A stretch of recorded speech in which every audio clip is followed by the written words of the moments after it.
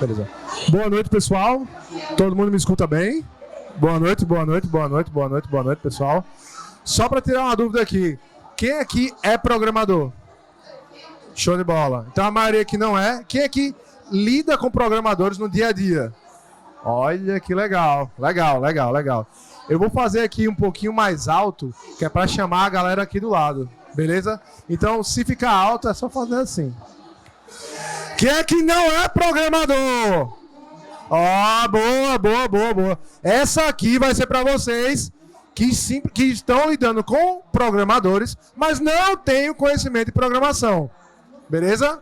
Olha, já apareceu a galera aí, ó, deu certo. Fala! Pessoal, essa aqui é mais uma palestra da CDL Jovem no GoRN. Então, a CDL Jovem aqui, que é uma entidade de empresários aqui em Natal, quem está começando, quem está querendo ter acesso a treinamento e acesso ao mercado, que obviamente está querendo empreender, é importante ter acesso ao mercado. Aqui na CDL Jovem a gente está fazendo justamente isso. E a CDL não é apenas uma entidade, aquela que você pensa, das empresas maiores, aquelas empresas antigas, não. Empresa de tecnologia também, como a B2Bit, que Álvaro aqui veio falar com a gente hoje sobre gestão de desenvolvimento de software para não programadores. Agora, passar aqui a palavra para Álvaro Negreiros. Palmas aí, galera. Obrigado, obrigado. Boa noite, pessoal. Eu queria começar a palestra com um dado bem interessante aqui. As 10 maiores empresas do mundo, as 6 primeiras, 6 são de empresa de tecnologia. E das 5 empresas mais valiosas do mundo, 4 são empresas de tecnologia. Só perde para completar as 5, né, uma empresa de petróleo, que é a empresa da Arábia Saudita. Então, o que acontece? Muitas empresas têm a necessidade ou já nascem com base tecnológica. E quando você está trabalhando com base tecnológica, você precisa gerenciar pessoas. Muitas vezes, desenvolvedores. Então, fui convidado aqui para fazer essa palestra de como gerenciar desenvolvedores para pessoas que não são desenvolvedores. Então, tentei aqui fazer um assunto que não vai ser um assunto muito técnico, vai ser um assunto mais como lidar com pessoas. Que quer não, programador não é um bicho de 7 cabeças. Eles são pessoas. Então, é isso, o nosso tema de hoje. Fiquem bem à vontade para me interromper, tá? Podem levantar a mão, eu passo o microfone, aqui o quórum está pequeno, então a gente consegue fazer uma coisa bem dinâmica, beleza? Então é isso. Então, um pouquinho sobre mim, tá? Eu sou diretor de operações na B2Bit Company. Não está voltando, não? Foi. Sou diretor de operações na B2Bit Company e gestor de vendas lá. Então, eu lido um pouquinho com o meu time de vendas, com o time de marketing, mas eu sou formado em engenharia de computação, tá? Então, meu sócio, Miguel Rocha, ele é o CTO na empresa, ele que de fato todo dia está lidando com os programadores, mas eu também ajudo nessa parte de gestão e estou aqui justamente para fazer essa palestra, para traduzir esse mistério de como gerenciar um time de programadores para quem não é programador, tá? Sou fundador de 4 startups, uma delas a gente está aqui com o stand, que é o C-Up, é uma nossa startup da área de ensino, tá? Então, você quer entender um pouquinho mais sobre o mundo dos negócios, quer montar sua empresa, quer aprender a gerenciar pessoas, quer aprender a vender, o C-Up está aí para isso. Esses slides eu peguei de uma apresentação de um módulo que eu dou lá, que é justamente gestão de projetos. Então, se vocês querem entrar nesse mundo, fique à vontade para passar no stand e conhecer um pouquinho sobre a nossa empresa, beleza? Como eu falei, eu sou gestor de vendas, eu gosto de botar muito desses números. Eu já vendi mais de 1 milhão em projetos de software na B2Bit Company, né? Eu tenho um pouquinho de formação acadêmica, mas eu deixo um pouquinho escondido, eu gosto mais de mostrar esse número aqui, tá? Número de faturamento e projetos vendidos da B2Bit. Então vamos lá. Tem hora que funciona, tem hora que funciona. Então, esse slide, como eu falei, eu peguei lá do C-Up. E o C-Up, né, é um local que você pode estar aprendendo sobre marketing, sobre vendas, sobre empreendedorismo em geral. Então, o slide está aqui sendo doado por eles, está com o nome C-Up, tá? Como eu me apresentei, eu sou diretor de tecnologia lá na B2Bit, mas o slide aqui é deles, tá? Então, eu quis contextualizar um pouquinho a parte histórica, porque não adianta você tentar entender sobre uma ciência, né, que gerenciar pessoas, se você não entende de onde vem isso. Eu trouxe aqui um pouquinho da parte de gerenciamento industrial, né? Tudo nasceu na parte de como gerenciar a criação de um projeto, a criação de um produto. O primeiro passo foi o Fordismo, né? Você tinha produção muito artesanal, o artesão ia lá fazer um sapato, um chapéu, e aí o Ford tinha a característica de construir carros, ele queria levar isso a uma produção em massa, e aí ele criou a produção empurrada, né? Ele não tinha o contato com o cliente, ele chegava e falava: você pode comprar qualquer carro aqui da Ford, contanto que seja preto, né? Até um pouco boçal falando isso, então você vê que não tinha contato com a necessidade que o cliente queria vender, queria comprar. E ele só chegava e falava: ó, se quiser, compre, tá aqui. E aí o Toyotismo veio para mudar isso, né? Você vê aqui, 20 anos depois, lá no Japão, o cara teve a ideia de, na verdade, falar com o cliente e entender, pô, o que o cara precisa, como é que ele quer o carro dele, como é que eu vou produzir. E aí ele teve já a visão de fazer uma produção sem estoque muito grande, né? Ele teve just in time, você vai comprar a matéria-prima só que necessária para você produzir, e já tinha a ideia de automação de algumas coisas. E aí você vê a distância que isso chegou nos Estados Unidos, 30 anos depois que foi inventado esse modelo de gestão, que foi chegar nos Estados Unidos. E eles viram que, pô, esse negócio é tão bom que a gente pode evoluir.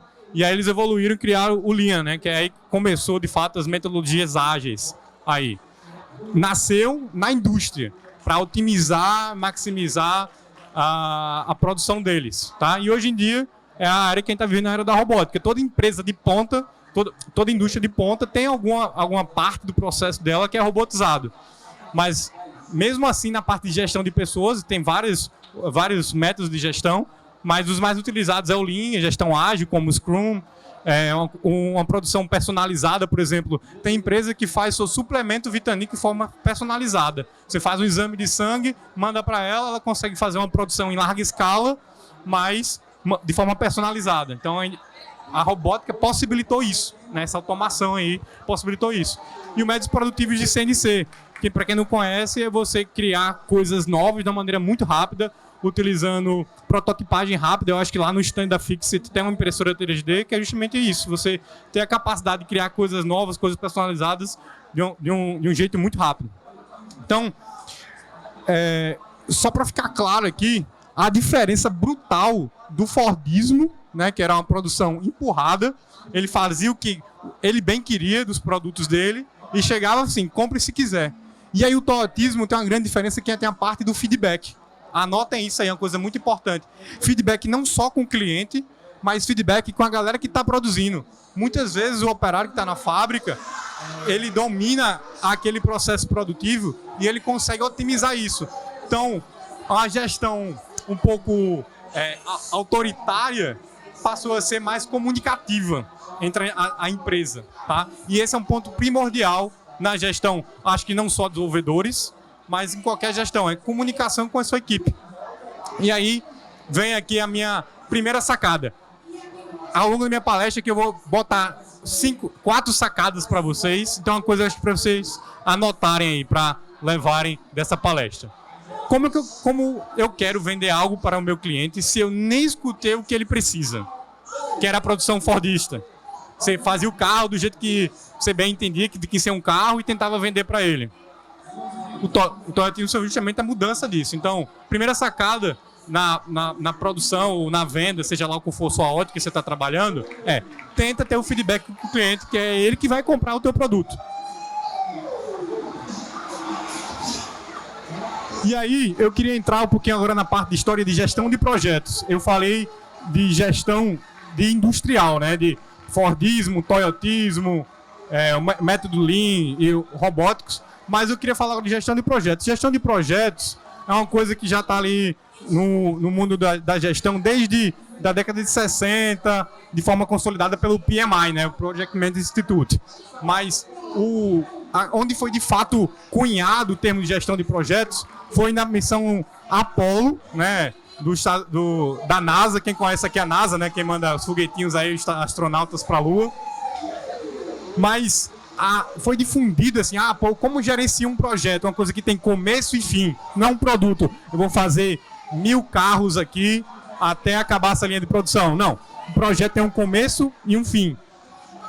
A missão Apollo foi onde, isso aqui que é um jeito de gerenciar pessoas para construir alguma coisa com começo e fim, um projeto, tá? E aí eu queria chegar aqui a diferença do que é um projeto e o que é um programa.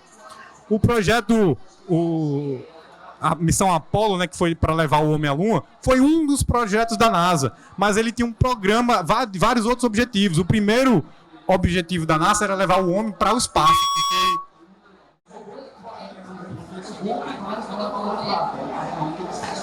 Vou falar de cá, então. Pronto. Melhorou? O primeiro projeto da NASA foi para levar o homem ao espaço, que foi o projeto Gemini. E aí eles entenderam, eu tenho conhecimentos aqui, pessoas que eu posso gerir, que eu posso aproveitar isso em outros projetos, de forma paralela, comitante, né, fazendo mais de um projeto ao mesmo tempo.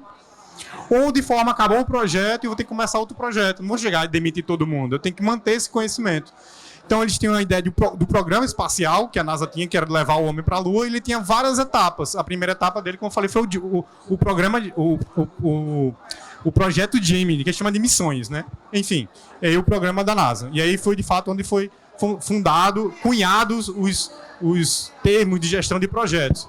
E aí o que é portfólio? Fala, me mostra o seu portfólio, né? Tu não conhece portfólio no mundo do trabalho, mas portfólio justamente é o conjunto de projetos que você participou ou de programas. Então pense que você trabalhou em uma empresa e você fez vários projetos lá dentro. Então você participou de um programa. E projetos podem estar de forma isolada, né? Também como aconteceu na NASA mesmo. Ele tinha, eu tenho uma missão bem específica e isso é chamado só de um projeto, ele não precisa necessariamente estar dentro de um programa. Só para contextualizar aqui para vocês de onde veio também o termo portfólio, tá? E aí, de fato, onde foi documentado a gestão de projetos foi através do PMI, né? O Project Management Institute, que nasceu ali em 1969, eu botei aqui anos 70, porque nasci em 69, o cara tá em 1970, né? Você vê que é um pouco complexo, são muitas áreas para gerir. Eu tenho que gerir escopo, eu tenho que gerir risco, eu tenho que gerir tempo. E aí, muitas vezes, numa startup, num projeto pequeno, você não consegue estar prestando atenção nisso aqui tudo. E aí, daí vem justamente as metodologias ágeis, tá? Nessa gestão de projeto, que eu chamo assim um pouco mais antiquada, né, para projetos muito grandes, você tem várias etapas da execução do projeto que você tem que se atentar. No começo, você pensa muito na iniciação, né, que é o onboard do cliente no projeto, entender as especificações dele.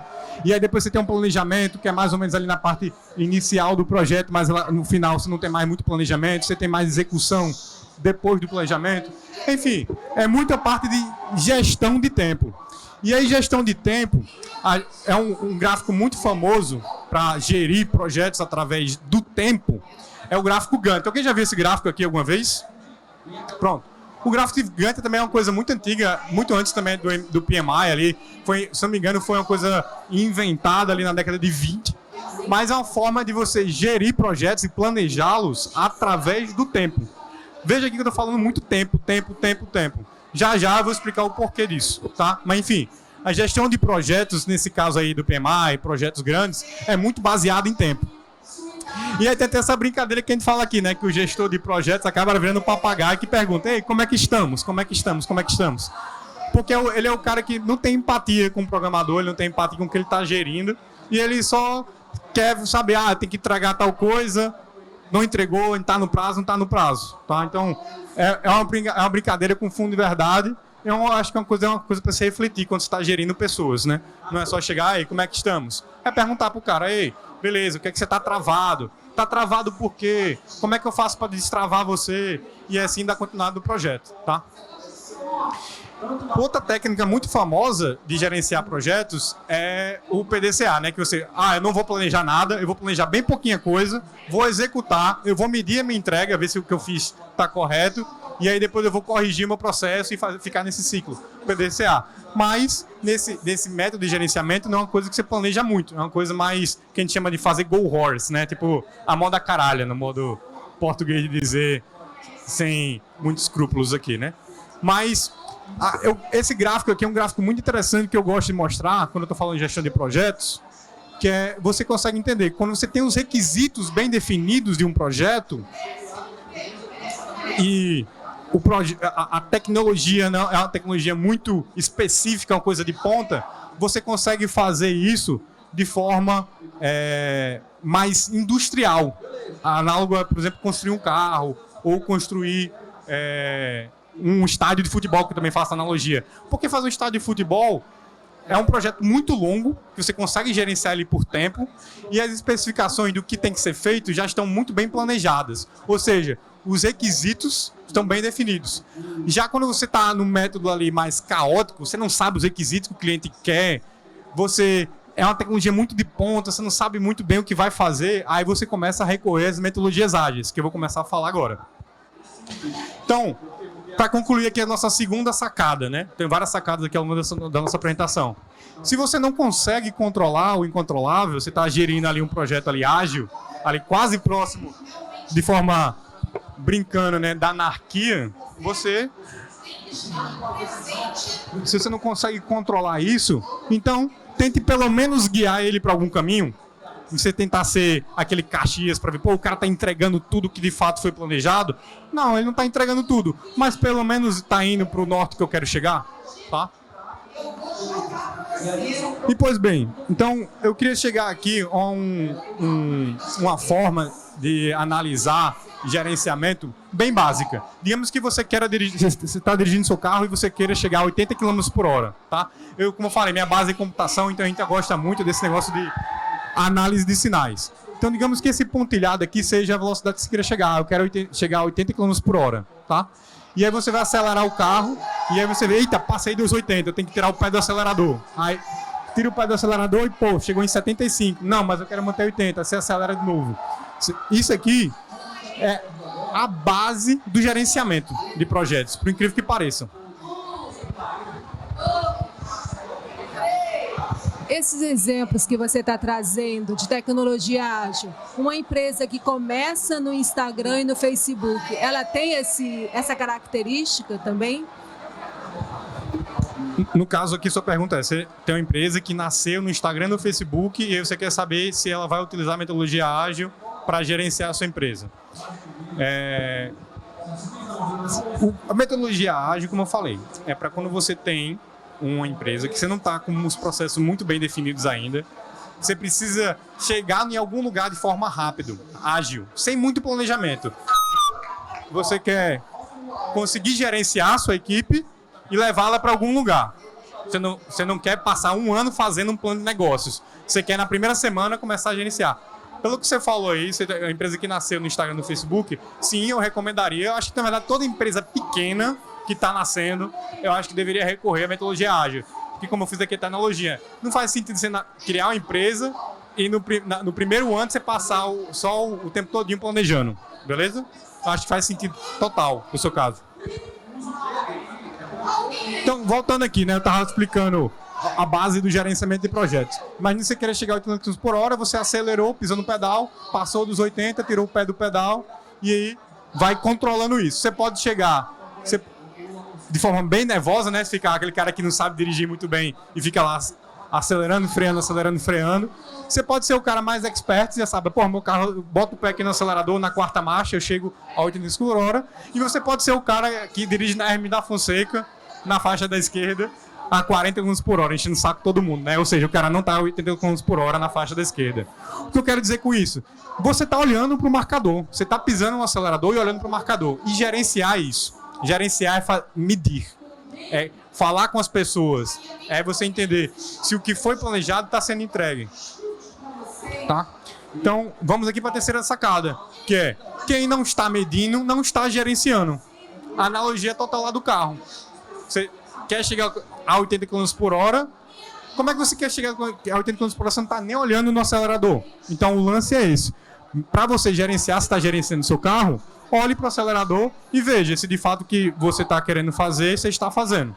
Tá? E aí, voltando aqui para a parte de programadores, né, já entrando nisso. Os programadores eram muito incomodados pelo fato de sempre serem cobrados em relação a essa tarefa foi entregue, essa funcionalidade aqui de fluxo de cadastro, fluxo de login, foi integre? Não foi. Mas quando é que vai ser? O cara não sei. Eu estou tentando fazer aqui, estou lendo aqui as documentações do que eu estou tentando integrar, programar, mas eu não consigo te dar um prazo. E eles estavam muito cobrados em relação a isso, né? Do gerenciamento à moda antiga, gerenciamento por tempo. E aí eles foram criar esse manifesto ágil aqui em 2001. Essa, de fato, aqui é o print do site. Eu até já fui criticado por colocar essa foto aqui nas minhas apresentações. Mas, de fato, se vocês quiserem olhar, podem ler esse QR Code aqui. Esse é o site aqui do Manifesto Ágil. Que aí os papas da administração da época, os desenvolvedores de empresas grandes na época, se juntaram e fizeram esse manifesto aqui. E falaram, para gerenciar a equipe de desenvolvedores, o mais interessante é você seguir esse guia aqui. E aí ele tem alguns princípios. Por exemplo, indivíduos e interações mais que processos e ferramentas. Ou seja, comunique com o cara, pergunte se você não entende o que ele está fazendo, peça para ele te explicar. Não é possível que ele não consiga explicar o que é um fluxo de cadastro, ou eu vou fazer aqui uma funcionalidade para baixar um PDF. Ele vai tentar, se ele não está conseguindo explicar, significa que não está nem saindo do lugar, não está nem entendendo o que ele mesmo está fazendo. Tá? Então, enfim, é bem interessante você ler com calma aqui, mas o que mais bate nesse manifesto ágil aqui, que eu gosto bastante, é justamente isso, indivíduos e interações, colaboração com o cliente, software funcionando, ou seja, entrega de valor e contato com as pessoas. Manifesto ágil, é bem interessante isso. Para quem está começando a gerenciar desenvolvedores ou está na área de tecnologia, eu acho que é uma leitura rápida de fazer e obrigatória, beleza? E enfim, ao longo desse mundo do gerenciamento de projetos, foram criadas várias técnicas de gerenciamento. A mais conhecida é o Kanban. Quem aqui já usou o Trello? Trello é o, digamos assim, feijão com arroz. E quando a gente fala que feijão com arroz, não é para desmerecer. É muito bom feijão com arroz. O que eu uso na minha empresa hoje, eu até brinco, é um Trello com esteroides.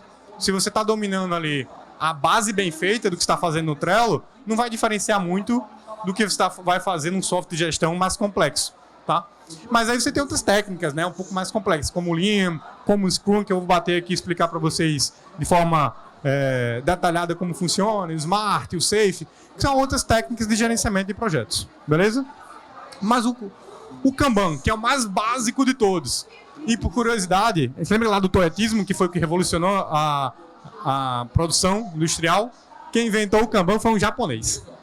Os caras são bons de gerenciar projetos, né? Porque qual a ideia do Kanban inicial? É deixar o trabalho visível. Então é uma forma de comunicação. Você entender, o cara está programando o quê? Vai entregar, está fazendo o quê nesse momento? Ele tem o quê para fazer? Então você colocar aqui no a fazer, né? Toda essa, que eu vou falar um pouco mais à frente, é um termo chamado backlog também, mais utilizado no Scrum, mas é o quê? É toda a sua lista de afazeres. E aí vê, fulaninho está fazendo tal coisa, outro fulaninho está fazendo tal coisa, e o que já foi feito até aqui. Isso aqui é o básico. Tá? É você vê que por debaixo dos panos aqui tem uma etapa muito importante, que é você parar e preencher aqui tudo que você tem que fazer. Então, isso no Scrum tem um ritual para isso. Você senta com o cliente e entende todas as funcionalidades, todos os requisitos que ele quer que sejam entregues. Mas você pode fazer isso para qualquer coisa, não precisa do cliente.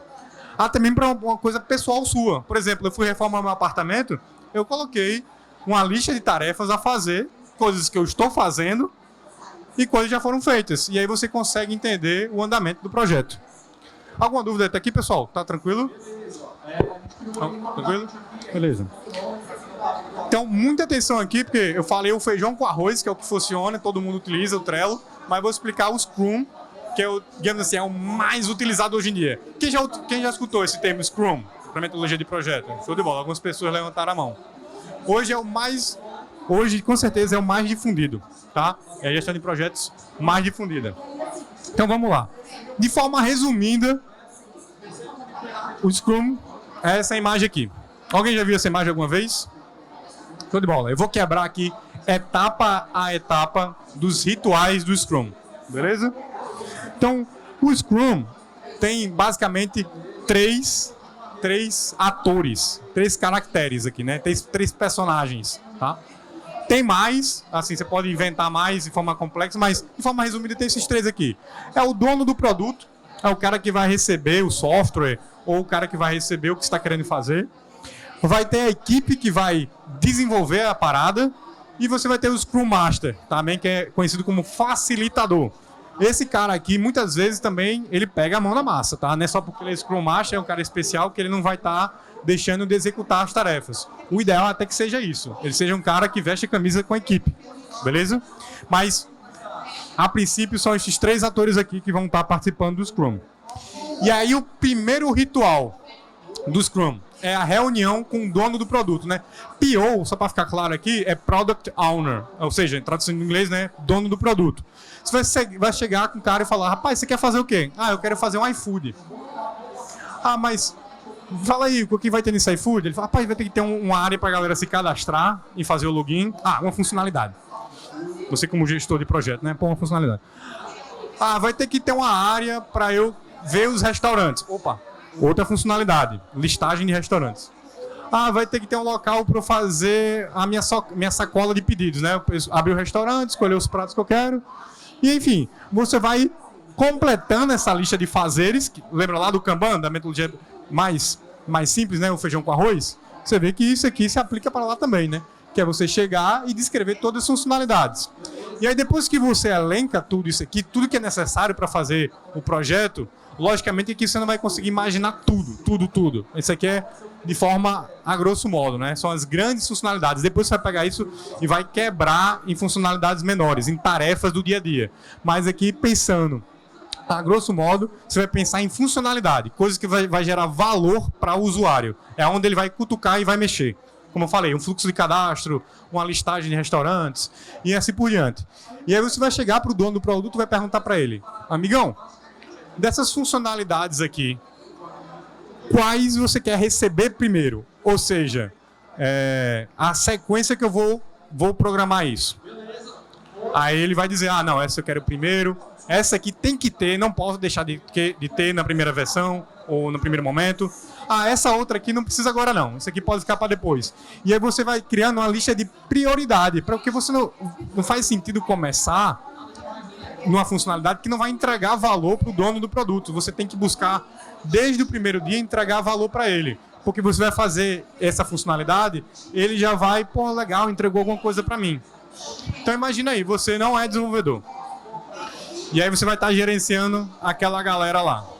O seu objetivo é o quê? É gerenciar aquela galera lá para entregar valor para o dono do produto.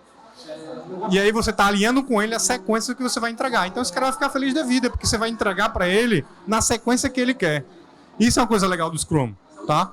É entregar as funcionalidades na sequência que o cliente dita. Logicamente, senão o cliente vai falar, rapaz, eu vou fazer um prédio de 3 andares. Tem como você entregar o terceiro andar primeiro? Não faz sentido, né? Você pegar, fazer um prédio e fazer o terceiro andar primeiro. Então, logicamente que você, como Scrum Master, você vai ser o facilitador ali e você vai explicar para o cliente, amigo, você fazer o terceiro andar do prédio, primeiro você tem que fazer o primeiro e segundo andar do prédio, tá? Então é uma obrigação sua aqui também. Mas, de forma resumida, é ordenar isso aqui. Beleza? Tranquilo até aqui? Alguma dúvida? Então, tem uma coisa muito importante quando você está descrevendo as tarefas no Scrum. Tá? Você não chega lá e fala fluxo de cadastro. Você tem que deixar claro para qualquer pessoa que for ler aquela funcionalidade, entender o que ela está fazendo. Porque ela tem que gerar valor para uma pessoa. E aí você tem que explicar como esse valor vai ser gerado. Então você tem que explicar aqui como o ator que vai usar aquela funcionalidade preciso de uma funcionalidade para a motivação. Então vou dar um exemplo aqui. Eu, como cliente do iFood, preciso olhar os restaurantes para saber o que eu vou comprar. Então isso é muito legal porque imagina que eu escrevi isso num post-it e eu deixo cair no chão. E vou embora aqui no GoRN. Uma pessoa que pegar isso vai ter todo o contexto necessário para saber que aquilo ali é uma task e o que ela precisa fazer naquela task para entregar valor para alguém. Porque o cliente vai ver você escrevendo isso. É essa funcionalidade. Isso aqui que é uma coisa primordial, tá? Assim, parece besteira você chegar, vou botar ali no post-it só a funcionalidade, mas fazer dessa maneira aqui, quando você está gerenciando muitas pessoas, você facilita a comunicação. E se lembra lá a diferença do toyotismo para o fordismo? E quando você tem mais pontos de interação entre as pessoas e comunicação, você melhora a sua produção. Então, uma coisa importantíssima é isso aqui, é saber como vai ser gerado valor para o cliente, tá? E aí outro ponto muito importante dos rituais, que é a reunião de sprint. Você vai pegar uma ou algumas daquelas funcionalidades e vai planejar o que vai ser executado em um sprint. O que é um sprint? É um conjunto de dias estabelecidos, seja uma semana, seja 15 dias, ou seja um mês. É a sua sprint. Ciclicamente você vai chegar e vai seguir esse ritual, que é o planejamento da sprint, tá? O que é o recomendado? O recomendado é você fazer o planejamento da sua sprint semanalmente. Ah, eu não consigo fazer o planejamento da minha sprint semanalmente. Faz quinzenalmente. Ah, não consigo. Tá, faz uma vez por mês, já tá valendo. Mas eu recomendo fazer, até mesmo os livros que explicam um pouquinho sobre metodologia ágil e Scrum, recomendam fazer o planejamento da sprint uma vez por semana. Então, até voltando aqui o slide, digamos que é a sua backlog, né? Que é o conjunto de funcionalidades ordenado por prioridade. Você vai pegar uma ou algumas dessas funcionalidades para fazer na sua sprint.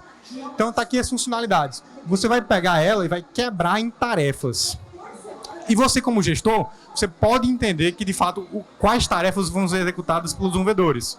Aí aqui falando alguns jargões de tecnologia. Ah, eu vou fazer uma autenticação com o servidor para autenticar o usuário na plataforma. Aí o cara lá, outro cara vai falar, eu vou fazer a parte visual desse fluxo de cadastro. O quadradinho onde o cara vai escrever o e-mail e o quadradinho onde o cara vai colocar a senha dele. Mas, como eu falei, você pode entender o que eles estão falando, você pode só perguntar para eles. Você pode chegar para ele e perguntar, amigão, para eu fazer um fluxo de cadastro, o que é necessário? Aí eles vão te dizer, tá? Minimamente. Eu vou explicar um pouco mais à frente que isso pode ocorrer que esse desenvolvedor não tenha expertise para fazer isso, mas vou explicar já. Mas considerando que ele tenha expertise, vai ser trabalho dele pegar essa funcionalidade e quebrar isso em tarefas para serem executadas ao longo do dia. Aí você vê a capacidade de entrega do seu time. Você vê, meu time em uma semana consegue entregar 20 tarefas. Aí você não vai planejar sprint com 50 tarefas, tá? Porque o cara vai ficar desmotivado. Toda semana ele não vai conseguir entregar o que foi planejado. E você vai estar planejando de forma ineficiente, né? Você vai estar planejando mais do que o necessário, tá? Alguma dúvida até aqui? Uma coisa muito legal também é você colocar pontos nas tarefas. É obrigatório? Não, mas é legal. Porque você consegue saber a capacidade de entrega do seu time. Ah, o meu time consegue entregar 50 pontos por semana. E aí, mais uma vez, você pode fazer essa analogia de quantidade de entrega por tarefas ou por peso. Peso é os pontos, né? Ah, por que eu preciso disso? Porque se você analisar só as tarefas, pode ter uma tarefa muito fácil, como por exemplo, vou trocar uma logo de uma página, vou trocar um texto de uma página, que o desenvolvedor faz em 1 hora, ou pode ter uma funcionalidade mais demorada. E aí você conseguindo medir isso através de pontos, você consegue chegar a esse nível de gerenciamento para saber o volume de entrega de fato de trabalho daquele grupo de desenvolvedores. Beleza? E aí tem um ritual muito, muito importante também. Esse aqui é cultural na nossa empresa. Não só para desenvolvedores, mas para a galera de marketing, para a galera de vendas, que é o Daily Scrum. Alguém já escutou isso aqui, essa palavra, Daily Scrum? Daily Scrum é você todo dia se reunir em um determinado horário. Para quê? Para você deixar transparente para toda a sua equipe o que você vai fazer no dia e o que você está travado, porque muitas vezes você tem que fazer uma tarefa que depende do seu amigo. E se você estiver travado, você vai ficar de braço cruzado, falar, quando o meu amigo entregar a tarefa, eu faço. Então, o Daily Scrum é para forçar a galera a se comunicar. E você, como gestor de projetos, você vai estar agindo naquela galera, você tem que, de fato, forçar o cara a interagir nessa reunião. Ei, amigão, você está fazendo o quê? Você fez o que ontem? Fiz tal coisa. Conseguiu entregar? Não. Por quê? Porque estou travado. Tá travado por quê? Eu preciso de ajuda de um fulaninho. Ei, fulaninho, ajuda esse craninho para ele fazer a tarefa dele. Então, um Daily Scrum é essa reunião sagrada. Geralmente é uma reunião que dura ali 15 minutos e se faz em pé. Por que não se faz sentado? Para não demorar. É uma reunião rápida, que o cara faz rapidamente. O que é que você fez ontem? Se você está travado, e o que é que você vai fazer hoje? Precisa de ajuda de alguém? Pronto, são essas 4 perguntas. O que é que você fez ontem? Se você está travado, não conseguiu concluir, o que é que você vai fazer hoje? e se você precisa de ajuda de alguma pessoa. Beleza? Reunião Daily Scrum, sagrado. Não só no desenvolvimento de projeto de tecnologia, mas eu já vi empresa de construção civil fazer isso. Chega lá o time de pedreiros e o mestre de obras reúne todo dia para saber, vamos fazer o que hoje? O que a gente não concluiu ontem? Precisa de quê para concluir? Então isso aqui, teve um professor meu de gestão de projetos que ele falou que ele acompanhou uma empresa de engenharia civil, que quando ele implantou, e só isso aqui, não foi nem o Scrum completo, só a reunião diária, ele teve um aumento de 15% na produtividade desses colaboradores dele que construíam, estavam construindo um prédio de 20 andares, eles estavam bem já no 7º andar, depois que implantaram essa cultura de todo dia ter essa reuniãozinha de 15 minutos, eles aumentaram em 10% da produtividade deles. E aqui, analisando de forma geral, né? Você tem a Sprint Review, que é o quê? É a validar o que foi entregue. Você lembra na Sprint Planning, que é o planejamento da semana, você vai planejar o que vai ser executado naquela sprint. Na Sprint Review, que é a validação do que foi entregue, você vai, de fato, confirmar, muitas vezes com o dono do produto participando da reunião, para saber se aquela funcionalidade está, de fato, entregue. Eu falei, fluxo de cadastro. Você bota o dono do produto para testar, muitas vezes, nessa reunião. Ele chega lá, amigo, tenta fazer o cadastro aqui na plataforma. Aí o cara tenta fazer. Eita, não conseguiu. É erro de funcionalidade de programação ou é um erro de visual? Não está claro para ele seguir, clicar no botão de resetar a senha. Muitas vezes está muito escondido, né? O botão lá de resetar a senha ou de criar cadastro. Então, testar com o cliente é legal por causa disso, porque ele valida se o que você fez está legal. Mais uma vez, não é obrigado o dono do produto estar. O Scrum Master pode fazer esse papel de validação, mas é importantíssimo. Lá na B2Bit, isso também é cultural. Uma vez por semana, a gente tem uma reunião com o cliente e aí a gente valida se a funcionalidade que ele requisitou lá naquela reunião inicial de planejamento está de fato sendo entregue e está funcionando. Porque também se lembra lá do manifesto ágil que eu mostrei para vocês? Uma das coisas é sempre entregar valor para o cliente. Software funcionando acima de tudo. Então, isso aqui é primordial. Saber se o que está sendo programado está funcionando. Não é um código que o cara entregou de qualquer jeito, não está funcionando. É ir validando desde o primeiro dia das entregas. Beleza? Uma coisa legal dessa reunião é que você consegue validar a sua produtividade. Porque se você sabe, minha equipe consegue fazer 50 pontos por semana, ou 20 tasks por semana, 20 tarefas por semana. Então, quando você planeja a sua sprint, você tem aqui 50 pontos ou 20 tarefas a serem executadas. Se você está medindo isso ao longo de todas as semanas, você tem um conjunto total de funcionalidades, você consegue saber se você está atrasado ou adiantado no projeto. Então, mais uma vez, voltando lá, sempre voltando. Gerenciar é medir, é saber se o que você está fazendo, o esforço que você está desempenhando, está, de fato, de acordo com o que foi planejado. Beleza? E aí, outra funcionalidade, outro ritual é a retrospectiva da sprint. Nessa retrospectiva aqui é onde você difunde o conhecimento.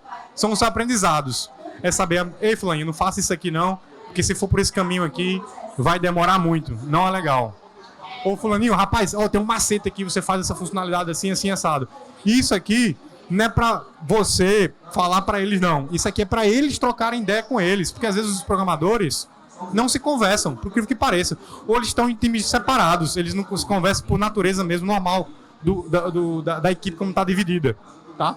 Então, a retrospectiva desse sprint, ou uma reunião que você pode fazer uma vez por mês, é difundir o conhecimento da sua equipe para as outras equipes também performarem nesses aprendizados, como essa equipe sofreu para aprender.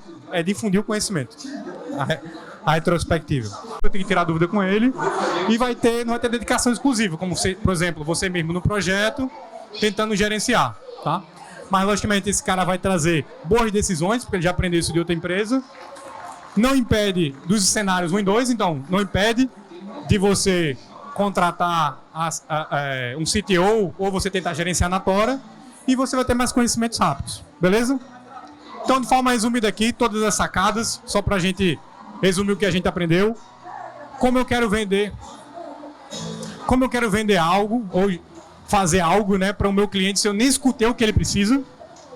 Segunda sacada, se você não consegue controlar o incontrolável, pelo menos tente guiá-lo para o norte. Terceira sacada, quem não está medindo não está gerenciando. E quarta sacada é gerencie por tempo em projetos com requisitos definidos e gerencie por entregas em projetos com requisitos pouco definidos. Beleza, pessoal? É isso. Espero que vocês tenham gostado. E até a próxima. Valeu!